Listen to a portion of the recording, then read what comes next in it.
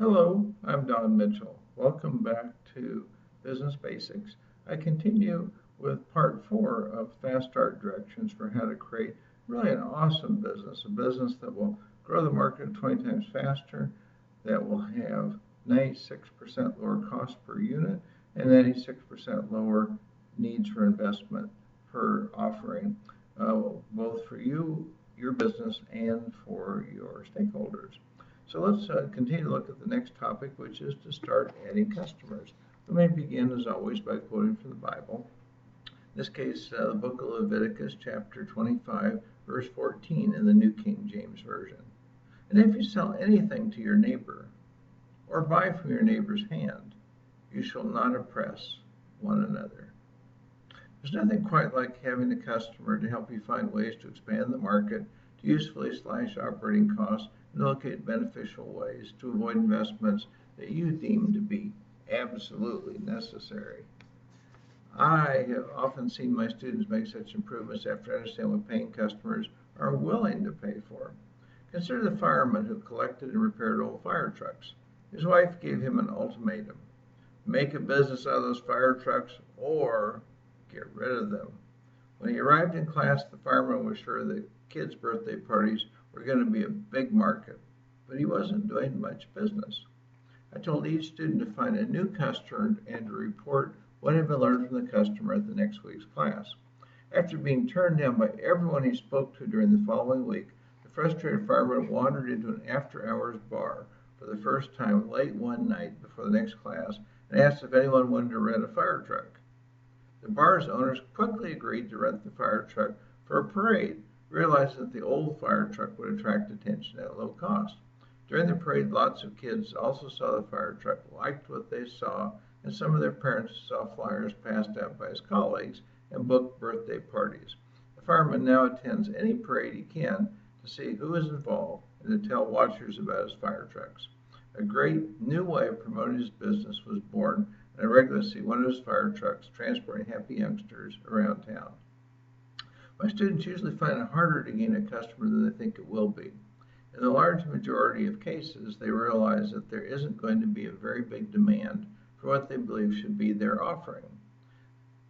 Such a difficult selling experience usually causes a shift into looking for an opportunity that is more appealing to potential customers.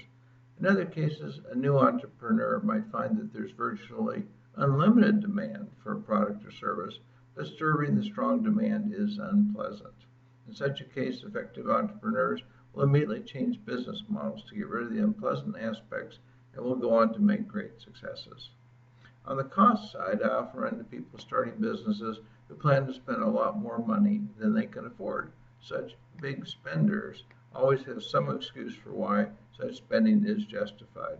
If, however, they start serving customers while incurring high costs, they have to dig deep into their own pockets because they're losing a great deal of money, a new attitude soon emerges. How can I make my customer happier while spending a great deal less? I suspect that such mental shifts occur because to some people, calculated numbers are immaterial and intangible, but everyone knows when much more money is going out than is coming in. Since most new entrepreneurs are better endowed with ideas than with money, the unsustainable spending quickly grabs their attention in a practical way. With investments, consider opportunities to provide for a customer can be sobering. Let's say your first customer lives at the corner of Main Street and Downtown Boulevard, and you're providing the retail offering door to door, but intend to open a retail location. You ask the customer how far she would be willing to travel for the offering. She says 6 blocks. You check out all the available space to buy or rent within 6 blocks. You discover you can't financially qualify to purchase or to lease any of them. There goes any idea of taking local space to serve this customer. Pretty soon you start thinking about how to continue delivering directly to the customer in a pleasing, low-cost way rather than to operate from local retail space. What's going on with the business leaders in such cases? Most entrepreneurs have a lot of confidence in that psychological orientation helps them to stay focused on developing an idea into a business. While such people should believe that they will eventually find the right answer for succeeding, misplaced confidence is often based instead on a fervent belief in an approach. Wrong. Working to find a customer or to assist a customer means that such misplaced ideas are quickly shown to be in need of adjustment. Now that's the beginning of making real progress. Let's consider how to go from making a profitable part-time business to working full-time in it as our next subject. So let me quote from the Bible to start us off. In this case, the book of Proverbs, chapter 15, verses 14 through 16. The heart of him who has understanding seeks knowledge, but the mouth of fools feeds on foolishness. All the days of the afflicted are evil, but he who is of a merry heart has a continual feast. Better is a little with the fear of the Lord than great treasure with trouble.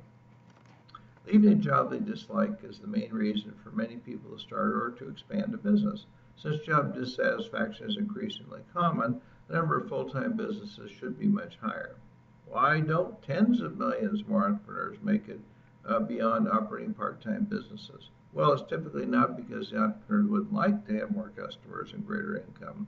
I find that most part-time businesses either cannot be profitably expanded or would pay very little for the entrepreneur's increased time and effort.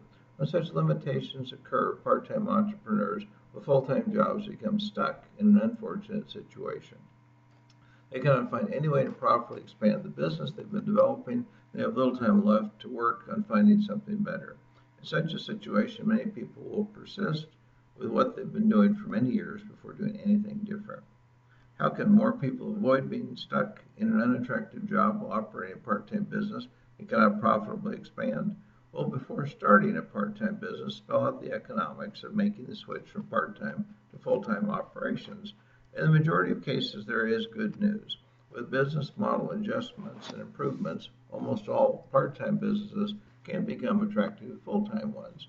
The time to make those adjustments is before much time is being spent operating such a part-time business. In many cases, procrastinators who lack a focus on business model improvement may avoid looking for improvements due to fear they won't be able to find a solution, and they rationalize instead why they should just keep doing more of what they have been doing. Here's a typical fear. Someone who doesn't like to work very hard, doesn't want to be put in a position where a great deal of work is required just to survive financially in a full-time business. Now that's an appropriate concern. However, not addressing what to do won't overcome the existing limitations. In such a circumstance, my advice is to design a business to work in that's so much fun you would do the work involved for no pay as a preferred pastime. In addition, develop superior profitability and cash flow so that working at the new business just half-time provides more income than what your current job combined with part-time work does at an existing business. While having such a positive goal to think about, seeking and making improvements can become light and joyful work. Who wouldn't want to make such an improvement? Some people are still tripped up by shyness, lack of confidence, or some other form of social anxiety. There are answers for them as well. Develop a business model that doesn't require doing anything they find to be painful. As an example, those who don't like to meet strangers could develop online businesses that don't require pressing any flesh to add or serve customers. If introverted people don't even like to interact via emails and instant messages, such a site could be fully automated. If that's still more human interaction that feels comfortable, the entrepreneur can partner with someone who enjoys making such contacts with customers and other stakeholders and who doesn't require much direction. What's the point? Determine why you aren't moving forward, whether it's a limitation of the market, your business model, or yourself. And address any limitations in immediate, forthright, optimistic, and relentless ways.